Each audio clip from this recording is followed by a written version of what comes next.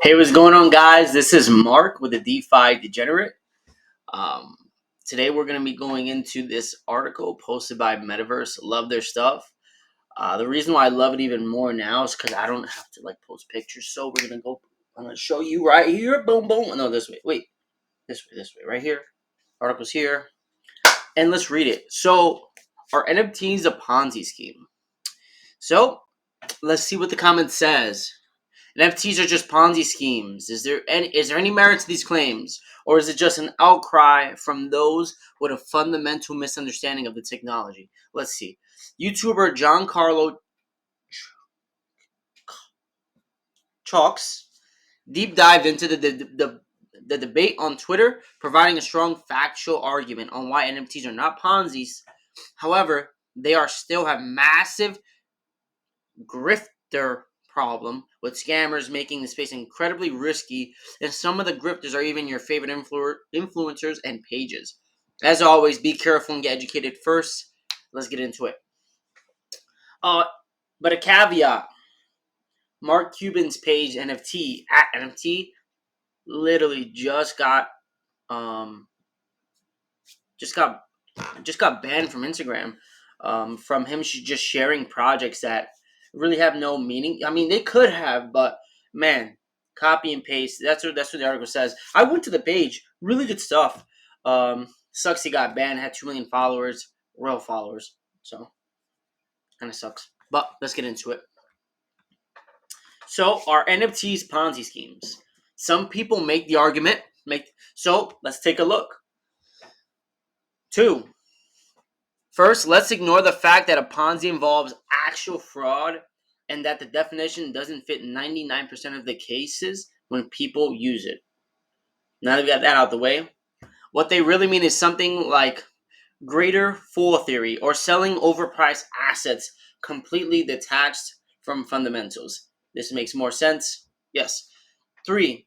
To be more specific, critics see 1. People trying to convince others to buy NFTs that they already own shilling. 2. This is a 3 subtopic 2. Okay. These NFTs appear to have no inherent value, zero fundamentals, and some NFTs crash, confirming number 2. No value, you buy it, it tanks, makes sense. You hit the floor. Let's start with number 1 again. Is shilling new? Absolutely not. But Bahales had a great line that went something like, all startups begin with the founding team pre-minting equity. Okay. Founders then go out to pitch their equity to investors who buy at increasingly higher valuations as the business grows. Outside of that, they market their product to the public in order to grow their brand and in turn their valuation. Cool. The difference with Web3 is that ownership is decentralized. Instead of founders going out to pitch, it can be thousands of people with tiny shares. And because the blockchain is public, valuations are more readily seen and criticized. Everything's out in the open. No way of hiding it.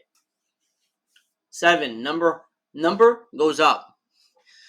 Exists in private markets too. Most people just don't notice.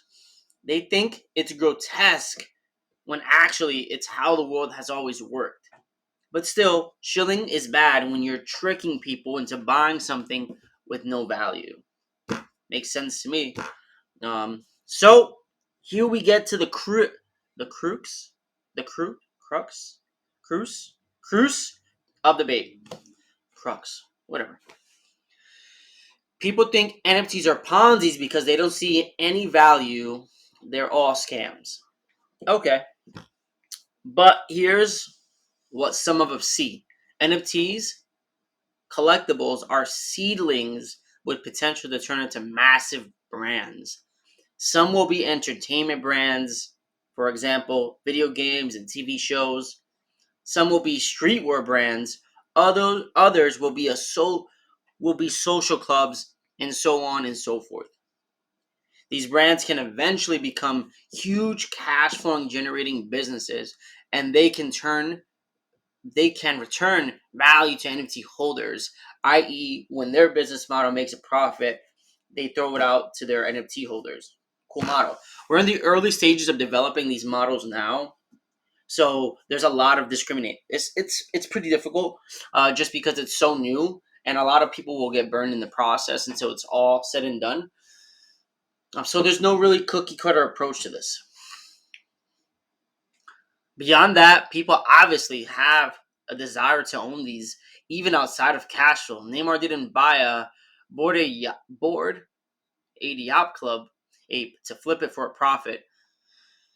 Provenance, community, owning pieces of digital culture, as we all migrate online, these are going to be huge value drivers going forward. The world's going to continue becoming more and more digital, which, i.e., the metaverse, is the coming of when 80 to 90% of our attention is going to be focused on our digital life rather than our physical life.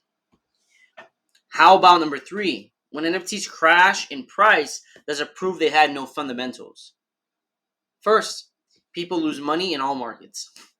Netflix is one of the biggest tech companies in the world, and it's down 36% in a month.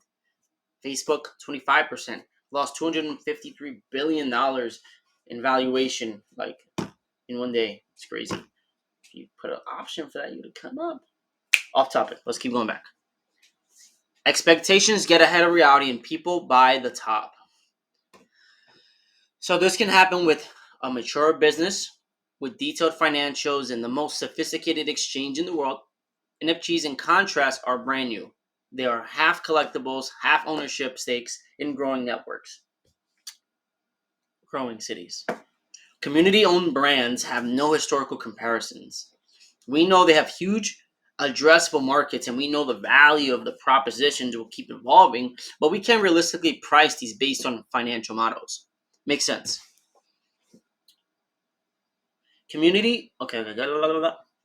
As a result, people can disagree wildly on valuation, and this leads to sharp volatility.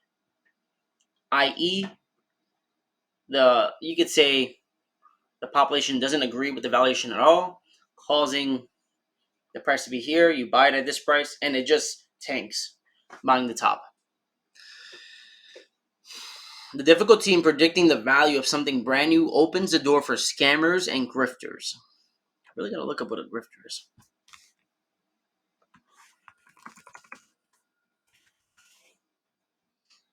A person who engages in petty or small scale swindling. Cool. Okay. Glad we got a hold of that because that was bothering me. The difficulty in predicting the value of. Okay.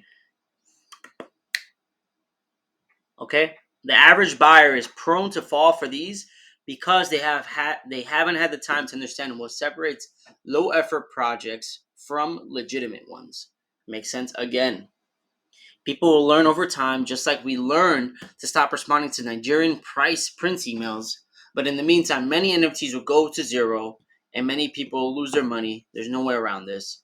Over time, however, I think we'll see this as a revolutionary channel for new brands to emerge. Some of these will be massive and at the same level of Pokemon Supreme, but we're not there yet. Also, regulation will change and more value capture will be possible. Cool. So, as you might have guessed, no, I don't think these are Ponzi's. I do think we have a big grifter problem, and NFTs are still incredibly risky, even with legit creators. But I'm more confident than ever that there's something very transformative happening here. I like this article. Again, it's by Metaverse. In closing arguments, I do believe that this has a huge potential to be what it is. We're just in the very early stages where there's a lot of people getting scammed. There's a lot of crashing volatility, and it's been like that for a long time. This doesn't discount the fact that it can be very risky. So do your education, do your due diligence, and invest wisely.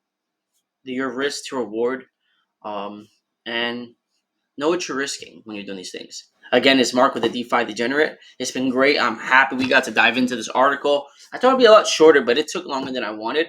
But again, hope you enjoyed it. Stay tuned for the next one. Bye-bye.